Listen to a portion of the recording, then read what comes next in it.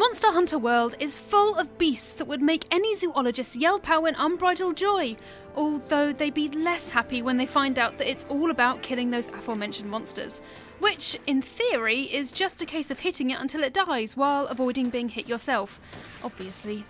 Yet beginners will find that there's quite a lot to catch up on. Here's 20 tips beginners need to know about weapons, armour and hunting. That's the mysterious monster you heard about. The one that left those thorns behind. Weapons. When you start off in Monster Hunter World, the choice of weapons is slightly overwhelming, but there are only a few that are suited to beginners. First off, the dual blades are probably your best bet. Quick, with a respectable amount of damage, they let you get in and out of fights incredibly fast, and let you go into demon mode if you press R2. Getting up close and personal isn't for everyone though. For those that prefer to hunt from afar, while your adorable Palico takes all the aggro, try the light bow gun. You aim it just like a gun with L2 and fire with R2. Remember to vary your ammo though, which you do by tapping up or down on the D-pad. Each one has special effects. There's piercing for monsters with tough hide, sticky that stick, onto their target and then explode, plus there's even a healing ammo that you can fire at allies to boost their health. The Monster Hunter World weapon tree is easier than it looks. So, you've chosen your weapon. You've decided you like it. Now it's time to look at the weapon tree. Make sure when you're out and about you collect everything, and I mean everything, in sight. You'll need bone, ores, crystals and all kinds of resources to upgrade your weapons. Once you're back from the hunt, it's a simple case of going to the workshop and seeing which potential upgrades are highlighted, or making a note of the resources you need to reach the next tier. The two classes of weapon materials you'll need to know soonest are ore and bone. As you start off with metal weapons, the ore weapons will be the ones you'll be upgrading first.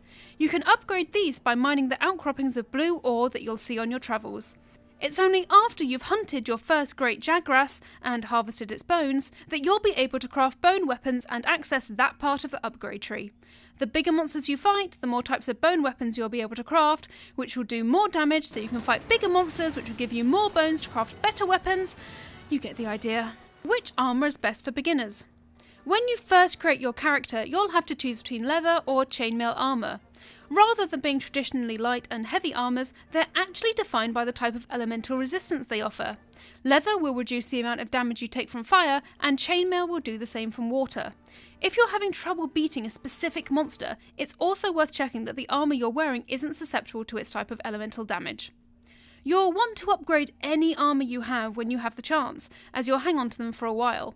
Switching up which one you're wearing depending on who you're fighting is a must. Bone is a good all-rounder, which you'll be able to craft quickly if you find enough bone piles on your travels. Slay the same beasts time and time again, and you'll build up a pile of their materials, which lets you craft entire specialised armour sets. Use the training room to test out your weapons. Like I said above, there's so many weapons to choose from, and ideally, you don't want to find out that you're not too fond of one halfway through a fight with a really angry Anjanath. Make sure to head into the training area. It's in your room, overseen by the Palico housekeeper.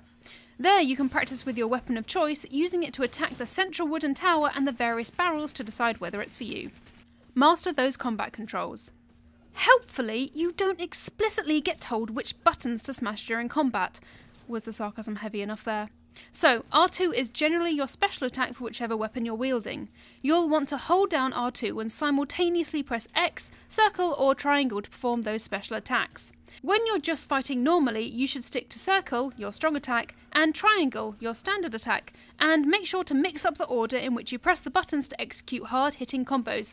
Careful though, both R1 and square sheath your weapon, so you don't want to press that accidentally during combat. Trust me on that.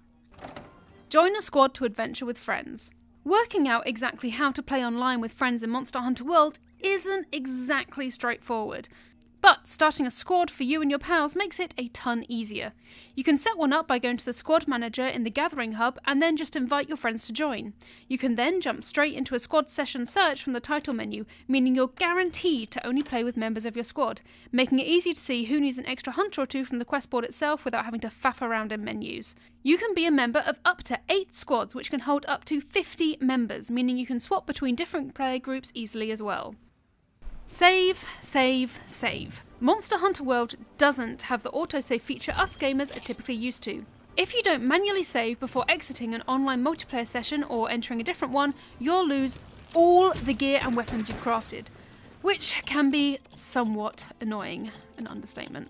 However, you won't lose the materials you've gathered on your multiplayer shenanigans, so you can just return to the workshop and build everything all over again. That's not exactly everyone's cup of tea though, so just remember to save. To do so, press Options to go to your menu, scroll to System, and then select the Save option. Eat before you go out to hunt. Typically, beginners might be used to carrying around a whole host of potions that will buff your stats when you're in an especially difficult fight, but Monster Hunter World does things differently. Make sure to visit the chef at the canteen before you go out on a hunt, or head to the one at each base, and choose the foodstuff you're going to be shoving into your mouth carefully. Each meal will give you a special set of status effects, an HP boost, or even give you temporary skills. Generally speaking, you shouldn't have to worry about eating near the beginning of your playthrough, but if you're having repeated trouble fighting an Anjanath, then it's time to get some food in your belly. Collect everything. Seriously, pick up every single thing that your scoutflies highlight. Herbs and honey are especially useful as you can use them to create health potions. Ores, which look like blue crystals jutting out of a rock face, will inevitably come in handy too, considering they're used as components in crafting armour and weapons. Investigate every track mark. Green glowy footprints are a common sight when you're out on an expedition or hunting a monster for a main quest. Investigate them enough and soon you'll be able to tell what sort of monster made them, but don't ignore them once you get to that point. If you keep researching them, i.e. when you press circle when you're beside them, you'll get so good at identifying tracks that your scoutflies will lead you directly to the beast instead of just showing you its footprints. There's no fall damage. Yup, you heard that right. So, when you decide you can't be asked to climb down a massive wall of vines or need to get somewhere below you very quickly, just hurl yourself over the edge. Collect loot fast by pressing X or circle. Once your battle is over, don't take a breath. That sounds harsh, but the timer is literally ticking, and there's only a certain amount of seconds before you'll be booted back to the hub world. Fallen beasts have plenty of resources ripe for harvesting, which you'll do by pressing circle. But instead of mashing it, if you hold it down, your hunter will harvest everything in one go, instead of making you press it repeatedly for each new resource you find. And when you're looking at all the loot you've gained before you go back to base, you don't have to hit X on every item to stash it away in your box. Just hold down X and you'll scoop all of it up quicker than you can say monster loot. Sheathe your weapon to use health potions. You're in the middle of battle, your health is dangerously low, but no matter how many times you hammer square, your hunter just refuses to gulp down a health potion.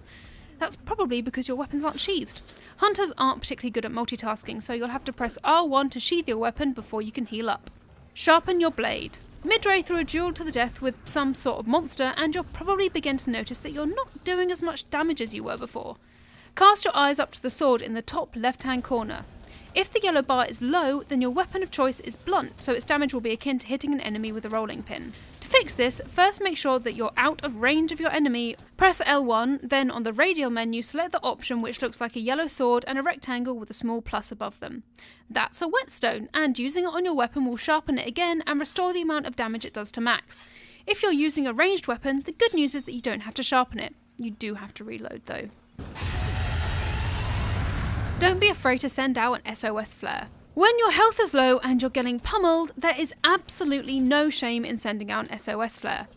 It'll alert online players to your dire circumstances and they can come and help you fight the beast. Send out a flare by getting your menu up, then go to quest, then fire an SOS flare. In no time you'll have some charitable souls fighting by your side. Check your hunter notes to learn more about the creature's weak spots and weaknesses. You know all those tracks you've sniffed, the feathers you've grabbed out of the mud, and the mucus you've scraped from branches? Well, that's not just a load of stuff you got rattling around in your hunter pockets. It's, in fact, all contributing towards your research level for each monster, and it's all updating your hunter notes when you get back to base. This is basically your monster bible, and the more research you do, the more information you'll get about each one, including the best places to poke them with your sword, elemental weaknesses, and more. You can access your hunter notes by going to your pause menu and it's in the info tab. So that's it for our beginners tips for Monster Hunter World. Let us know what else you need help with in the comments below, click these boxes for more content from us, and don't forget to hit that big button in the middle for more gaming news, reviews, previews, and features right here on GamesRadar+. May the Sapphire Star light your way. Dismissed.